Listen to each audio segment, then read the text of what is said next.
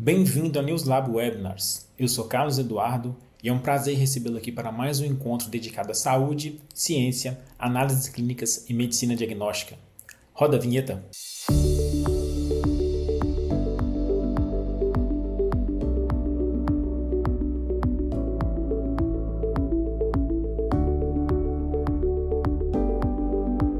NewsLab, transformando ciência e conhecimento em informação para todos.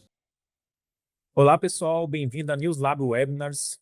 Hoje nós temos aqui o prazer e a honra de receber a doutora Caroline Deitz, ela que é médica especialista em medicina legal e perícia médica, e ela vai falar hoje sobre um assunto que é extremamente importante, que é o Estatuto dos Direitos do Paciente, que é sobre a Lei 15.378, de 6 de abril de 2026, que é uma atualização regulatória aí, né, nessa questão muito ímpar e muito importante dessa relação de sistema de saúde de forma geral com os pacientes, né? Como é que tem que ser essa inter-relação e como que isso é regido, né? Pela legislação, porque o setor de saúde é um setor que tem que ser extremamente regulado pela necessidade do setor e como que isso impacta ali nas relações entre sistema de saúde, estou colocando aqui sistema de saúde de forma geral, e os pacientes, ou, digamos, dependendo do serviço, o cliente nessa situação.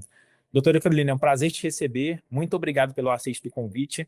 É uma honra te receber aqui para você falar sobre esse assunto que é extremamente importante para o público da NewsLab, para o público em geral, na verdade. E muito obrigado pelo aceite do convite. E fique à vontade para se apresentar e discutir sobre esse assunto extremamente importante conosco. Obrigado. Obrigada, Carlos Eduardo. Obrigada a todos pelo convite, quem está aqui assistindo e se interessa por esse tema, ou quem não se interessa tanto, que não é da sua área, mas que eu tenho certeza que vai fazer diferença pro dia a dia, né, de qualquer pessoa. Afinal, quem não é médico, provavelmente algum dia, algum momento vai ser paciente ou alguém da sua família será. E até mesmo os médicos, né, são pacientes muitas vezes. Então, vou começar aqui compartilhando a minha tela com vocês, para vocês entenderem, então, o nosso assunto de hoje, como o Carlos Eduardo já mencionou, é uma regulamentação de algo que já existia na medicina. Tá? Isso é importante deixar bem esclarecido aqui. Por quê? O médico ele já tinha todas essas obrigações que estão aqui descritas nesse estatuto. Mas agora a gente trouxe uma responsabilidade a mais no formato de lei. Então, vamos citar assim um pequeno exemplo. Eu, na faculdade, quando eu estava lá aprendendo tudo sobre medicina, eu já aprendi sobre a autonomia do paciente, sobre o prontuário médico, que a gente tem que entregar cópias para o paciente. Então, tudo isso que está compilado aqui, ele já acontece na prática. Então, na prática, realmente, nada de muita diferença. Mas é aquilo, a gente precisa, às vezes, até regulamentar o óbvio, porque a quantidade de profissionais médicos está aumentando, a quantidade de processos nessa área também, e essa primeira regulamentação visa, então, trazer o que já é feito na prática, o que já está em resoluções do Conselho de Medicina, para dentro, exatamente, de uma lei. Eu vou aqui me apresentar para vocês. Então, eu sou Caroline Deitz, sou médica especialista em medicina legal e perícia médica, como o Carlos Eduardo falou, é uma especialidade aí bastante diferente. Muitas pessoas não conhecem, mas ela é como se fosse pediatria, cardiologia, é realmente dentro da área médica o profissional que está mais apto a lidar com as normas, lidar com a perícia dentro de todas as outras especialidades. E dentro da minha formação, então, além dessa especialidade, eu tenho também a especialidade em medicina do tráfego, e atualmente sou doutoranda no Departamento de Patologia Forense da USP de Ribeirão Preto e já fui médica legista na Polícia Científica do Paraná. Hoje eu estou à frente do Centro Avançado de Estudos Periciais, onde nós temos lá um núcleo, né, um ecossistema de perícia e de ensino para médicos. Então, colaboro aí com o ensino dos novos peritos no Brasil. E o que nós vamos abordar hoje? Para a gente organizar bem essa nossa conversa, Eu dividi a apresentação em alguns tópicos principais. Então, primeiro eu vou fazer uma introdução dos conceitos gerais da lei. Então, eu vou seguir bem o script mesmo que foi feito ali, uma aula bem conceitual. E depois vou detalhar os direitos do paciente, focar primeiro na autonomia, informação, depois mais na parte de segurança, respeito e dignidade.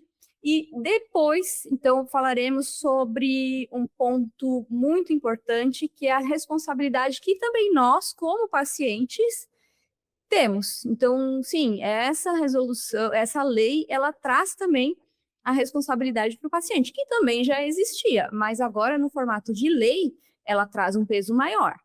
E, por fim, né, vamos entender, então, como que ela vai ser implementada, como que essa lei vai funcionar na prática.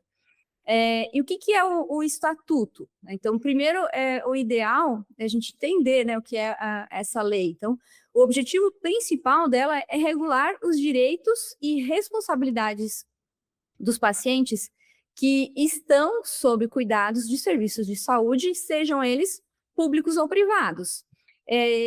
Ou também, né, os cuidados prestados por outros profissionais da saúde independentes, fora dessas instituições.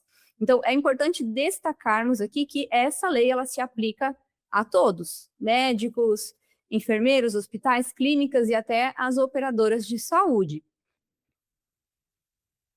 Os pilares desse estatuto, então, que a gente pode dividir assim, de ideias centrais, da base de autodeterminação. Então, o que seria isso? Que é a capacidade do paciente fazer as suas próprias escolhas de forma livre. Depois, um segundo pilar, as diretrizes antecipadas de vontade. Desculpem que eu estou com um aparelho, hoje eu estou falando um pouquinho enrolada. O que são essas diretivas?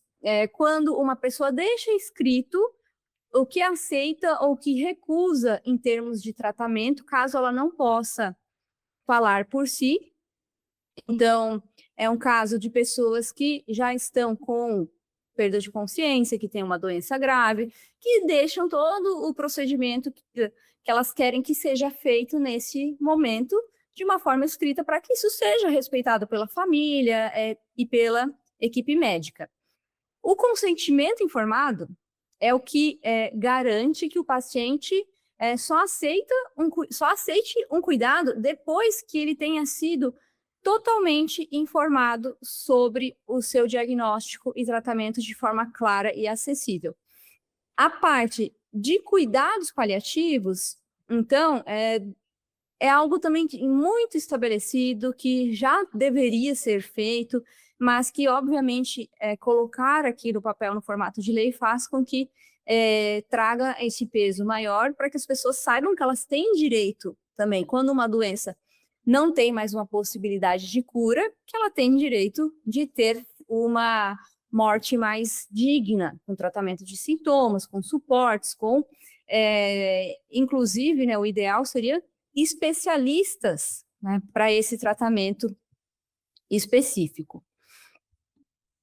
Então, o paciente, né, dentro desse panorama aqui, a gente precisa entender que ele não está sozinho. Por quê? Ele tem alguns direitos assegurados aqui por esse estatuto, que garante que o paciente pode indicar um representante a qualquer momento. Além disso, assegura também que ele tem o direito ao acompanhante em consultas, em internações, e esse acompanhante ele não está lá apenas para fazer uma companhia, ele tem direito também de fazer perguntas, de verificar se os procedimentos de segurança estão sendo seguidos. Então, o papel, o paciente aqui, ele tem também o direito de estar ativamente nesse questionamento. E, de novo, eu falo, isso não é nenhuma novidade, ele sempre teve esse direito, mas aqui regulamentado com um peso maior. E ele também tem o direito de buscar uma segunda opinião. opinião. Algo que também já era também plenamente possível. Aqui é um ponto que eu acho até importante a gente comentar. Como isso vai acontecer na prática? Por exemplo, no SUS, que às vezes uma pessoa demora 6 meses, 1 ano para ter uma consulta com um especialista. Como o SUS vai garantir o direito de uma segunda opinião no tratamento, já tendo em vista o caos que a gente vive na saúde. Então, assim, não basta fazer a lei. A gente tem que saber como ela vai ser aplicada, porque aqui a gente tem um problema Sim, inicial. principalmente em situações em doenças mais crônicas, mais graves, né? Que a pessoa precisa de uma resposta, às vezes, um pouco mais rápida, e talvez pegar uma segunda opinião num contexto, né? Numa engenharia que às vezes não é tão assim ágil, né? Não é tão eficiente, fica complicado, né? Exatamente. Então, a gente tem que começar a lidar com a sociedade, né? É tudo muito vivo, né? E as leis, na medida que elas são feitas, tem que ter necessidade de um apoio técnico para prever tudo que pode acontecer quando se escreve alguma coisa ali no papel. Sim, Porque depois, para voltar atrás, o procedimento aí pode levar algum tempo, né?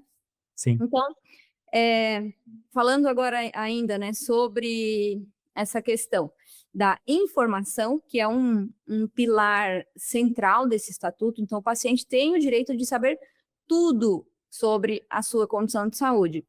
Os riscos, benefícios, os tratamentos, né, a serem realizados. Então, por que esse é melhor do que aquele e por que não esse outro tratamento? Por que esse está disponível para mim no SUS e o outro só no particular? Então, entender todas as diferenças, os efeitos dos medicamentos que ele utiliza. Se esse paciente ele tem alguma deficiência, então ele tem direito a meios de acessibilidade, né, ou até mesmo um intérprete. Então, lembre-se também, o consentimento para qualquer procedimento, tá, tem que ser sempre livre, né? Então, sem nenhuma pressão. O paciente, ele deve retirar esse conhecimento, ele pode retirar, né? Caso ele não queira mais se submeter a determinado procedimento ou tratamento, ele pode retirar esse consentimento a qualquer momento, sem ter nenhuma pressão externa, e sem sofrer represálias, né? Sem ter prejuízo no seu tratamento, é o que vai acontecer na prática. O acesso ao prontuário médico também é um direito garantido e sem necessidade de justificativa, porque tem alguns lugares que, quando o paciente solicita o prontuário, precisa de uma justificativa. E aqui já está bem delimitado que isso, né, conforme a lei, não tem a necessidade. Porque é um Então, documento, entende-se que é um documento pessoal, né? É um documento dele, então, do paciente. Então, ele tem que ter direito, livre acesso, vamos falar assim, acesso universal. exatamente. E sem dizer quais os motivos, se é para um processo, se é para verificação de um outro tratamento, Sim, sim, se é apenas para saber o que está escrito no prontuário, afinal, o documento é dele, né? Muito mais dele do que do médico. sim. E quando falamos em segurança também, a lei ela é muito clara. Então, o paciente tem direito a um atendimento em tempo oportuno, instalações limpas, né, instalações higienizadas, e isso, né, parece literalmente chover no molhado, né? Mas ele tem também essa possibilidade, então, de até reclamar sobre a higiene de um lugar, e agora ele tem a base de uma lei.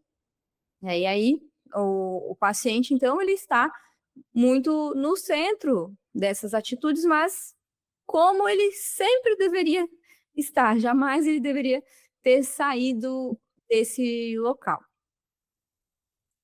Essa questão, então, dos registros de saúde, então, como eu já comentei um pouco anteriormente,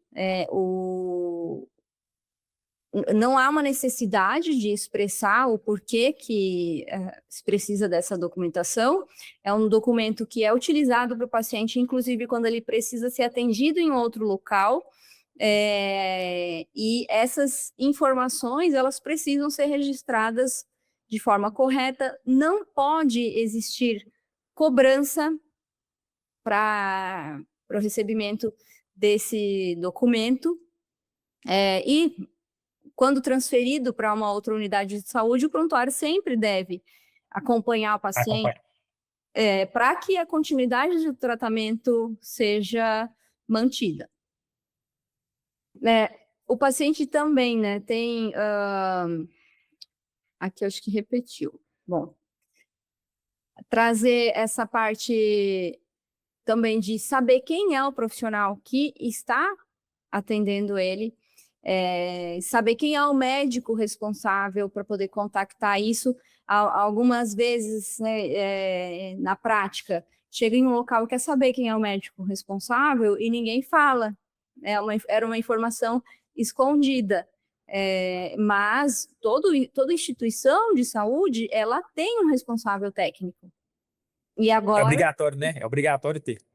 Exatamente. Então, aqui, apesar de a gente saber que já deveria ter essa possibilidade, né, de acesso, isso na prática não acontecia muito. Então, aqui é importante que o paciente saiba que ele pode se dirigir e solicitar o responsável técnico do local, né, mediante algum caso específico.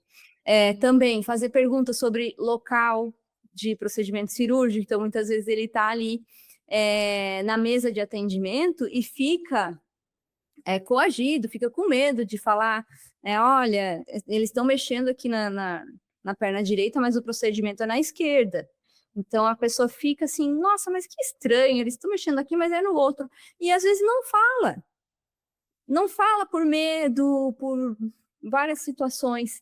E aí, aqui, trazer o esclarecimento de que ela pode contestar isso, inclusive trazendo ela para o centro de cuidado, para demonstrar que ela também tem uma responsabilidade no seu tratamento, na colaboração, para que tudo transcorra da melhor maneira, né, com uma boa fé de todos que estão ali. Saber a procedência de medicamentos, de insumos, então, possibilidade de questionar isso.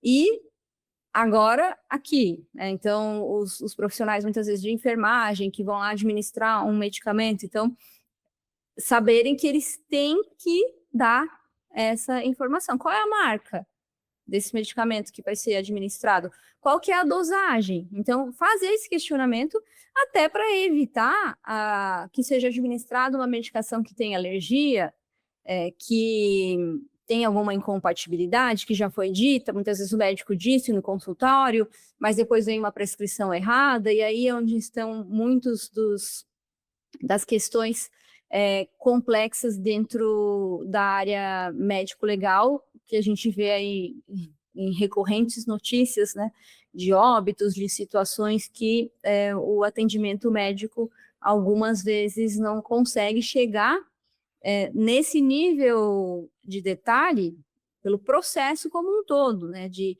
trocar prescrição ou algum erro do sistema ou do próprio profissional. Então, o paciente ele também tem que estar atento. Ele sempre adotou, durante muitos anos, uma postura realmente de paciente, né, de que eu estou aqui para ser cuidado. Mas ele agora, né, está cada vez mais nessa posição de questionador. E não é o estatuto que vai trazer isso. A sociedade já está se moldando para esse tipo de comportamento. Também, proibição de discriminação. Isso, novamente, né, algo que parece falta de lógica, porque a gente já sabe que a discriminação, de qualquer forma, né, ela não deveria acontecer, mas está aqui escrito também. Então, entender que existem todos esses critérios, e se essa pessoa se sentir discriminada, ela tem como recorrer, e ela tem uma lei que a ampara, né? A ampara, exatamente. Então, tanto o respeito também religioso, então todas essas situações, então, elas têm que ser vistas pelo profissional de saúde. A confidencialidade de dados, então, isso Aqui, a gente sabe que, pela Lei Geral de Proteção de Dados, já pelo sigilo médico, já é algo que existe. Mas, agora, o que traz aqui, além disso? Então, a possibilidade de recusar uma visita, mas que já, de certa forma, poderia acontecer. O pedido, né, de ser examinado em um local mais privado, quando o paciente se sentir coagido de estar em um local com vários estudantes, ele não quer isso, ele pode solicitar isso, como era que acontecia antes. Muitas vezes não tinha um local adequado, mas vai ter que ser assim aqui mesmo. Agora não, é lei. Se ele solicitar isso e não for atendido, quem não atendê-lo está aí, então, transgredindo uma lei. Então, se torna muito mais sério. E a possibilidade de consentir que outras pessoas saibam do seu diagnóstico. E isso também já existia na relação médico-paciente. Muitas vezes uma pessoa tem um diagnóstico de um câncer, uma neoplasia, e ela fala para o médico, olha, eu não quero que o meu marido saiba desse diagnóstico, não quero que os meus filhos saibam. E isso já acontecia na prática, de ter esse respeito, muitas vezes de ser revelado, talvez em uma condição extrema, né, de perigo para aquela pessoa, de necessidade de cuidado. Agora, né, aqui se torna mais sério, então, essa possibilidade, né, de travar realmente essa informação.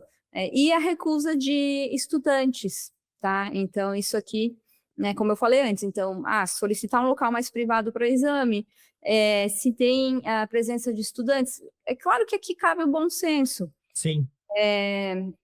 Se eu que sou médica hoje, né, se eu não tivesse sido estudante um dia e passado por tantas pessoas, né, que doaram o seu corpo, literalmente, o seu tempo para me ensinar como estudante, eu não chegaria aqui hoje, é isso.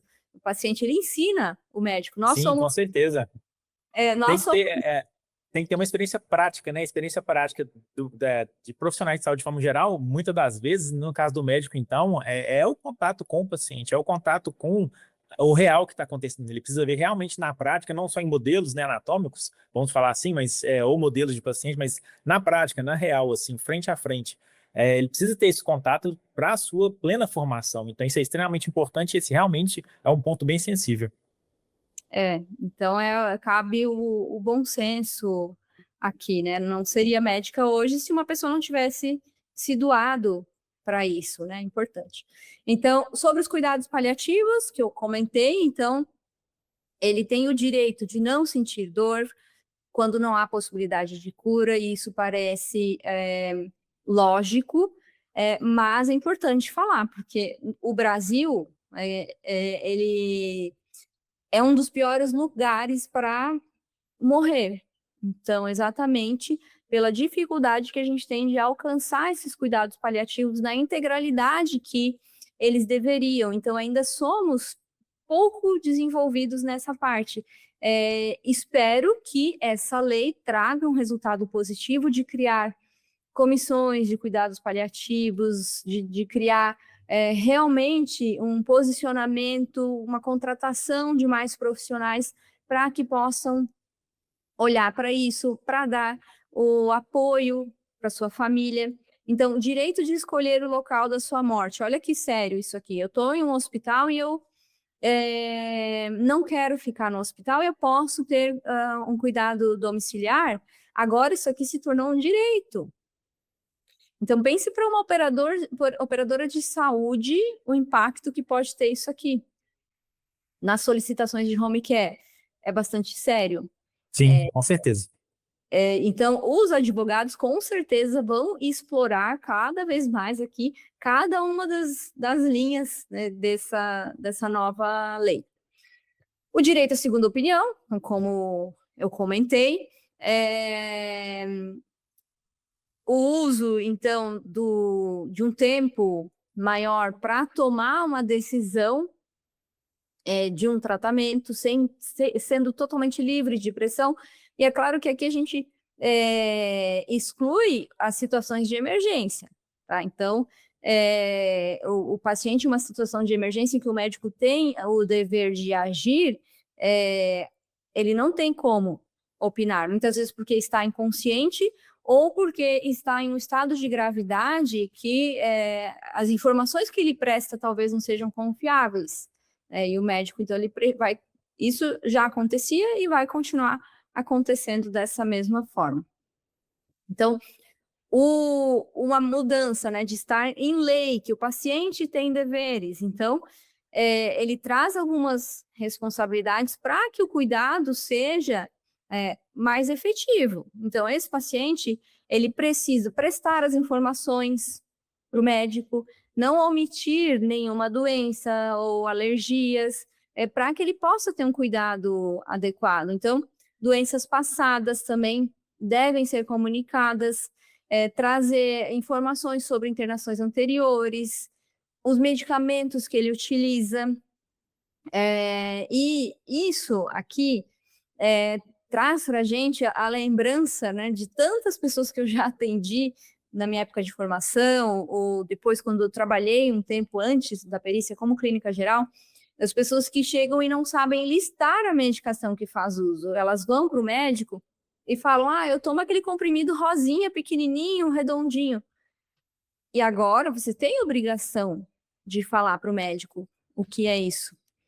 E aí, isso torna uma responsabilidade grande, porque se o paciente não sabe comunicar, o médico vai escrever isso no prontuário.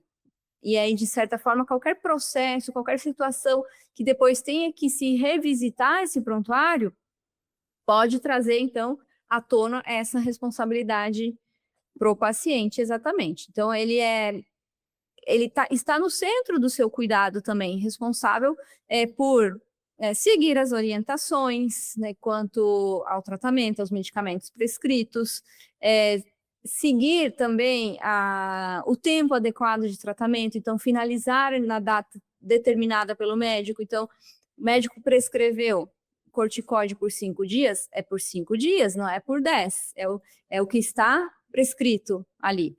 Algo que, na prática, já deveria acontecer, mas aqui para mitigar algum excesso, né, e ser utilizado até mesmo como defesa para os profissionais, isso aqui vai ser utilizado muito nessa parte, o paciente ele entra aqui em um foco de ataque, né, nas suas condutas que vão contra o dever que ele tinha de cuidar, de esclarecer sobre tratamentos anteriores, sobre toda a história que ele tinha. Também ele pode, isso aqui, assegurar que a instituição guarde cópia de suas diretivas antecipadas de vontade. Então, é uma coisa pouco comum ainda, mas ele, então, à medida que tem alguma doença mais grave ou uma idade mais avançada, ele pode determinar como ele quer que seja o final da sua vida. E trazer também a indicação de um representante legal para todas essas situações, informar sobre desistência de tratamento ou mudança em sua condição. Então, aquele paciente que acompanhava sempre com o médico e some e vai para outro.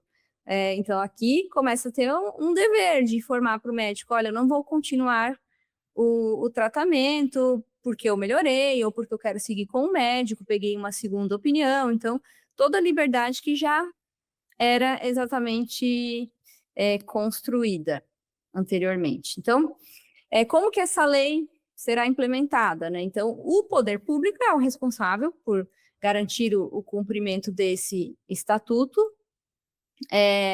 mas várias sugestões, né, de como essa lei poderia, né, ser, de certa forma, fiscalizada na prática, né? Então, a primeira medida que foi tomada é a divulgação ampla, né, dos direitos e deveres, né? Então, mas depois, o que poderiam ser feitos? Então, pesquisas, né, estudos acadêmicos, produzir relatórios. Então, assim, aqui, não necessariamente esses tópicos estão na lei, mas são formas para a gente pensar em como a gente vai medir a eficiência disso na prática.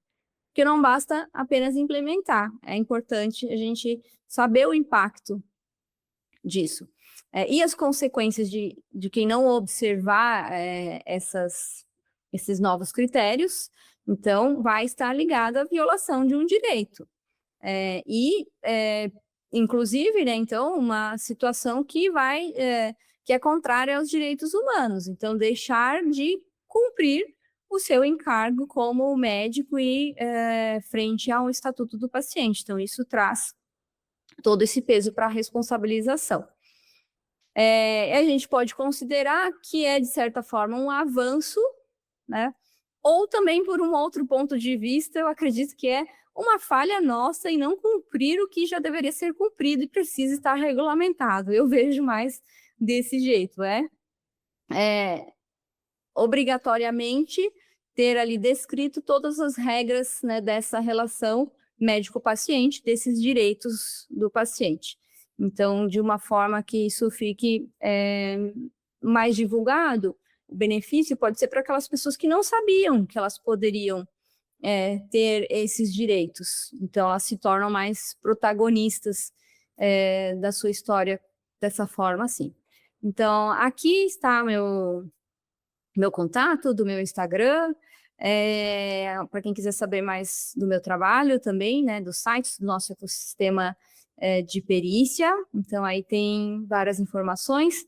Caso tenham interesse, queiram me contactar, né, através do meu Instagram, acho que é o meio mais fácil hoje em dia de conversa, estarei lá para receber vocês. Era isso que eu tinha para conversar hoje. Perfeito. Muito obrigado, doutora Caroline, pela explanação sobre o tema. É um assunto realmente extremamente importante e relevante. Essa discussão sobre, né, como você bem colocou aí ao longo da apresentação e no final, sobre a necessidade de documentar essa relação que há uma condição, vamos falar assim, sine qua non, já deveria ser feita, né? São condições que não se imaginavam que não deveriam ser feitas antes, mas é importante documentar, principalmente hoje em dia, nessa história recente de mundo digitalizado e globalizado, de informação amplamente difundida. Mas a gente também tem que entender que muitas pessoas não têm acesso, às vezes têm acesso à informação, mas não sabem como interpretar, né? E muita gente não sabe, às vezes, como interpretar e como buscar os seus direitos. Ela tem acesso a informações ali, mas às vezes muitas informações são desencontradas. A gente tem, infelizmente, muitas informações que não são verídicas, as pessoas pegam algum assunto até importante, passam uma visão que é um pouco distorcida, um pouco míope, às vezes até, não é nem por má fé, às vezes até pela limitação, às vezes, da pessoa entender um assunto, às vezes não tem um amplo conhecimento, às vezes não ter buscado uma visão mais 360 graus, digamos assim. Então é importante ter, acho que esses instrumentos cada vez mais que normatizam, que deixam ali no escrito, né, o combinado da nossa cara, digamos assim, acho que facilita todos os tipos de relação, principalmente nessa questão de saúde, e dentro da saúde, principalmente nessa questão médico-paciente, que é uma coisa muito delicada, né? É uma coisa delicada, é uma coisa muito pessoal, é uma coisa que tem que ser, né, dependendo da situação, extremamente sigilosa, por parte do paciente, até por parte do profissional também. Mas eu acho isso importante, como você bem disse também na sua apresentação, é um estatuto de direitos do paciente, mas eu acho que isso resguarda também muito os profissionais médicos, né? Como você bem citou aí, tem situações que são obrigações do paciente, que não estava escrito ali, né? Não era possível imaginar não existir, mas eu acho necessário ter isso escrito, porque tem obrigações do paciente, porque o paciente não pode fazer, o cliente não pode fazer qualquer coisa, né? Ele não pode fazer qualquer coisa sempre, né? Ele tem alguns direitos, alguns deveres que são importantes, são necessários para resguardar e para resguardar mesmo a integridade, a confiança e a qualidade dessa relação médico-paciente, né? Então, acho essa questão de sempre normatizar essas situações, mesmo que a gente imagine que não, para que normatizar isso, né? Acho que são importantes normatizar, porque é necessário resguardar nesse tipo de relação, desse assunto específico, tanto para o paciente, principalmente até para os profissionais que trabalham, para a gente ter tudo muito bem estabelecido. Muito obrigado pela apresentação. A Newslab agradece, né, você ter disponibilizado seu tempo para falar sobre esse assunto que é extremamente importante. Com certeza isso vai ter uma abrangência boa, porque é um assunto que envolve a sociedade civil, digamos assim, não só a parte técnica, que é o principal público da Newslab, mas também o público em geral.